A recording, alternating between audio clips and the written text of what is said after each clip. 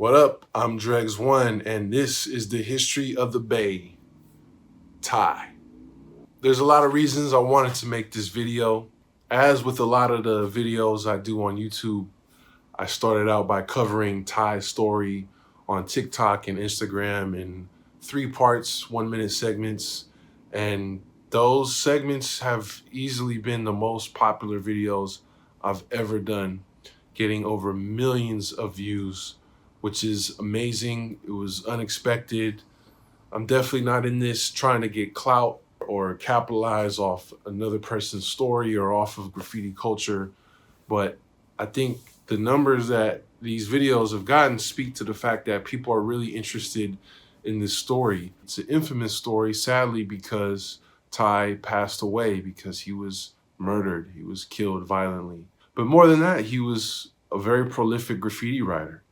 He was a one-of-a-kind writer by all accounts. People know a little bit about his story, but there's a lot of details that people also don't know, and they're interested in knowing more. And then also there's people who are just finding out about this stuff for the very first time. A lot of people are familiar with Thai's story through the documentary Piece by Piece, which came out in 2004. Piece by Piece is a landmark film. I was at the premiere back in the day. Man, sometimes I get crazy comments, people accusing me of just repeating stuff that's in Piece by Piece. I speak on way more than what is covered in Piece by Piece, but obviously when you're talking about San Francisco graffiti, there's certain subjects that you just got to talk about, like Psycho City, the TMF, TWS battle. Mike Dream, even though Dream is from Oakland, still had a huge impact on San Francisco. And you can't talk about San Francisco graffiti without talking about Thai. Thai was featured prominently in Piece by Piece. A lot of his friends spoke in that documentary and shed some light on his story, but it didn't go into too many details about his actual life. And I've been able to research a little more about Thai through the internet. He died in 1998. This was before I started doing graffiti. I was really young at the time, so I wasn't there personally for some of this stuff. I never got a chance to meet Thai while he was alive. But in addition to the things that I've researched, since I started posting about Thai, a lot of people have been reaching out to me in comments and DMs and sharing stories that they remember about Thai and sharing details about his life. And some of his friends have contacted me personally to kind of check in and also shed some more light. Shout out to Fate, shout out to MQ, shout out to Jocelyn Superstar. You can also check out the History of the Bay podcast episode with Jocelyn Superstar, where we talk a lot about Thai and his impact on her life. Basically, the point is that there's a lot of the story that hasn't been told yet. I know Jocelyn's planning on doing a book about Thai one day. I know Fate has some footage of Thai that's never been seen before. I'm sure other people have photos and videos and other stories that haven't been heard yet.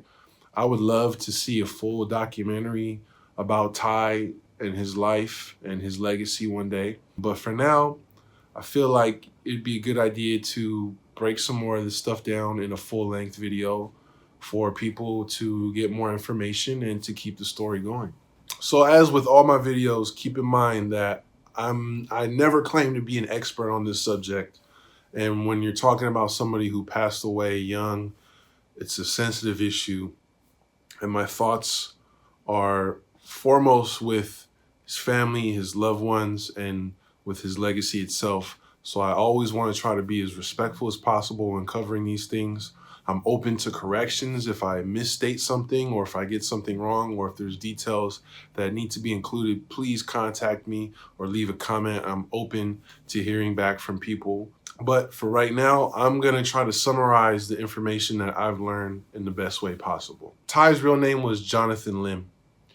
He was Chinese. His family immigrated from China to the Philippines, and that's where Thai was actually born. For some reason on my social media posts, a lot of people had a hard time wrapping their head around the idea of a Chinese guy born in the Philippines, but obviously, like I said, his family is from China, he spoke Chinese, and they immigrated to the Philippines before coming to the United States.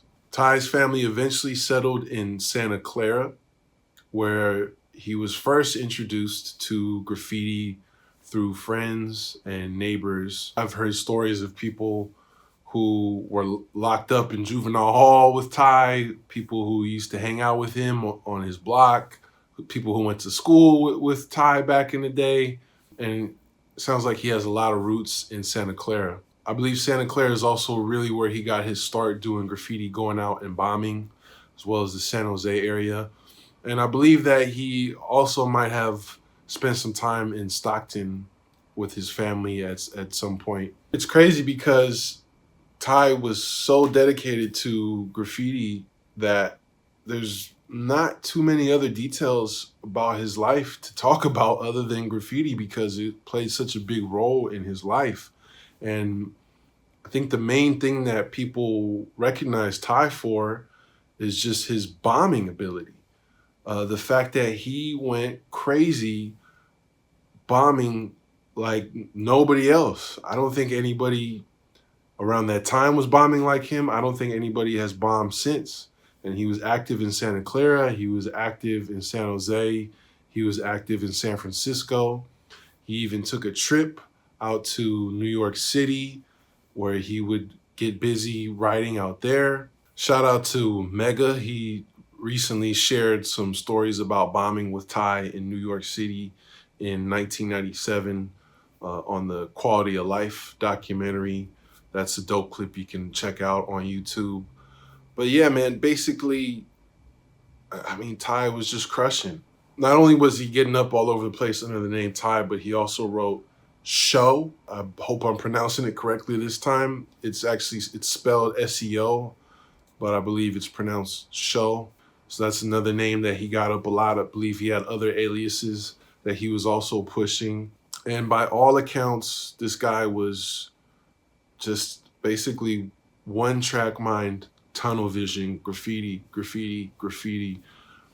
Everybody I've talked to that knew him personally says that he was the most devoted person to graffiti that anyone ever knew. Whether it was racking paint, racking supplies, bombing, getting up, sketching, drawing, making stickers. I mean, it sounds like he had no other focus in his life other than graffiti. You got to give him his props, because if you have that type of dedication for anything, you'll excel at it. And that's really what it takes.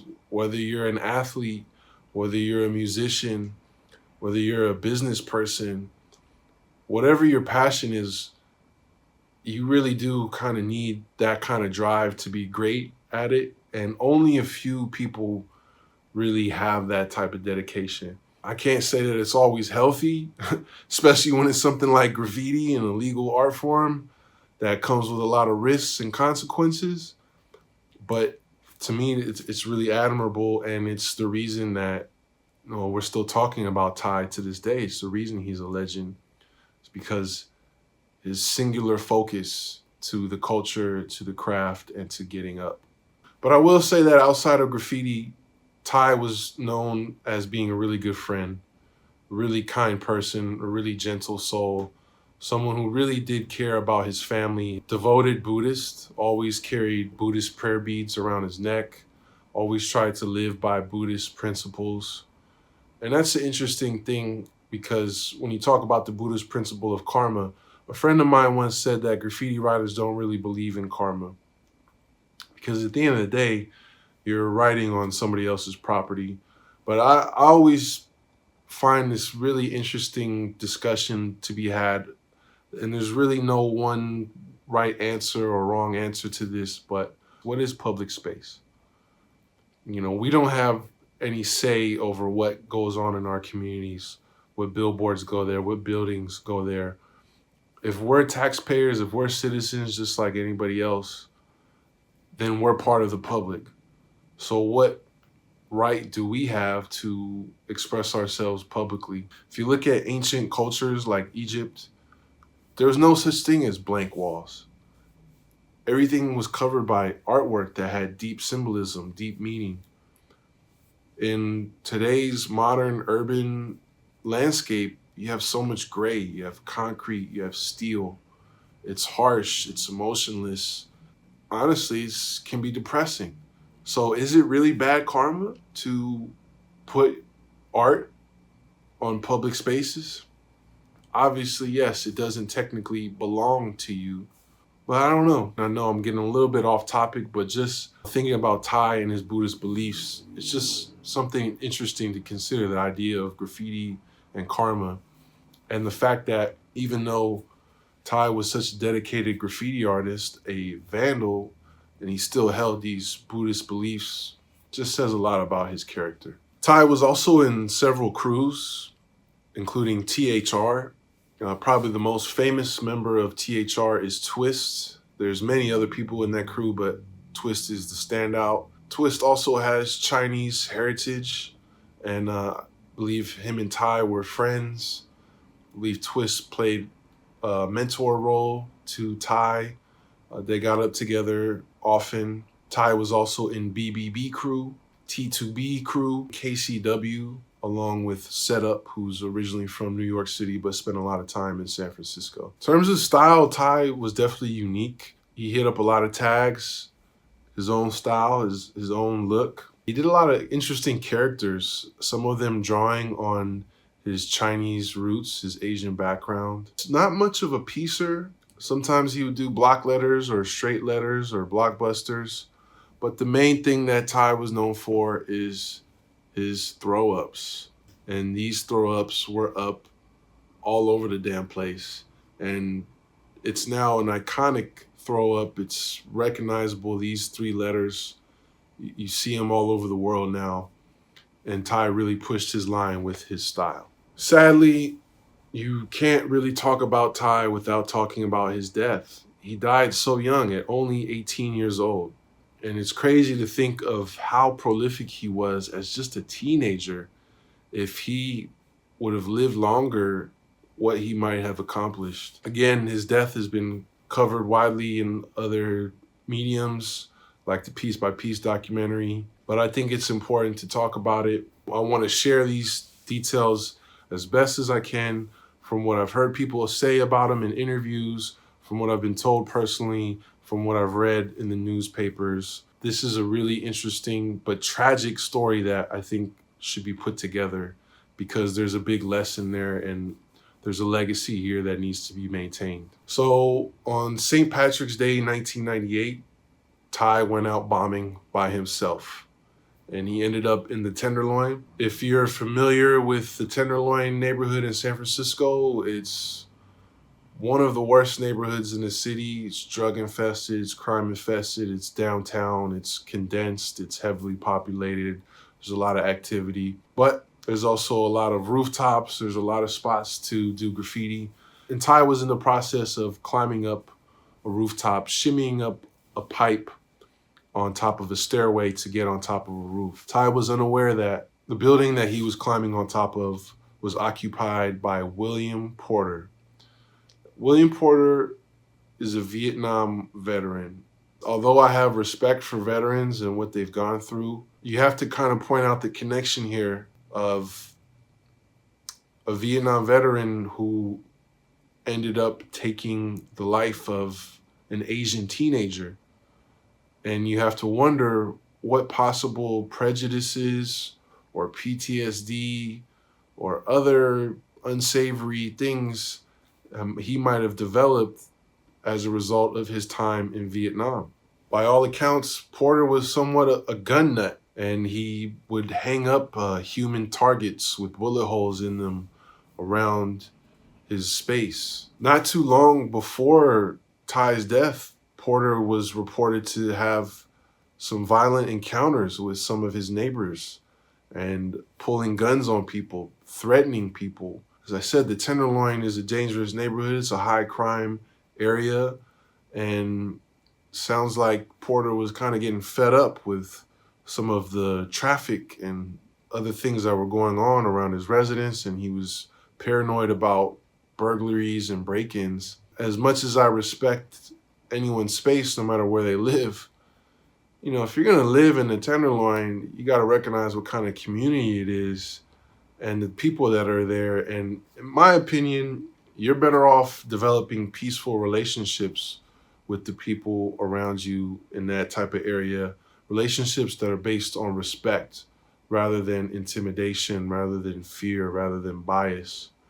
But it kind of shows the state that William Porter was in around the time that he encountered Ty. Porter is also a photographer. I believe the space in the Tenderloin was his living space as well as his photography studio, and he had gotten some recognition and acclaim for his photography work. But on that fateful night in 1998, Ty was in the process of climbing on his roof. Porter heard the noise, came outside with the gun, and confronted Ty. There's different accounts. I've heard people say that there was a violent scuffle that happened where Porter straight out attacked Ty. I've also heard accounts that he pulled out the gun and threatened Ty with it. From what I've gathered, seems like the latter was a little more likely, where the gun was pointed at Ty and Ty put his hands up. There was a witness, a woman who was on the street nearby and overheard the confrontation. And she overheard Ty trying to peacefully resolve the situation, apologizing, saying that he didn't mean any harm, saying that he was just trying to do some graffiti, he wasn't trying to break in, asking Porter not to shoot. Now you have to think about it, for anybody, let alone an unarmed 18-year-old kid, having a gun pointed on you in the Tenderloin at night is a really scary situation. Unfortunately, Ty's attempts to resolve the situation didn't work, and he was shot in the back of the head as he was going down the stairs, either retreating or being thrown down.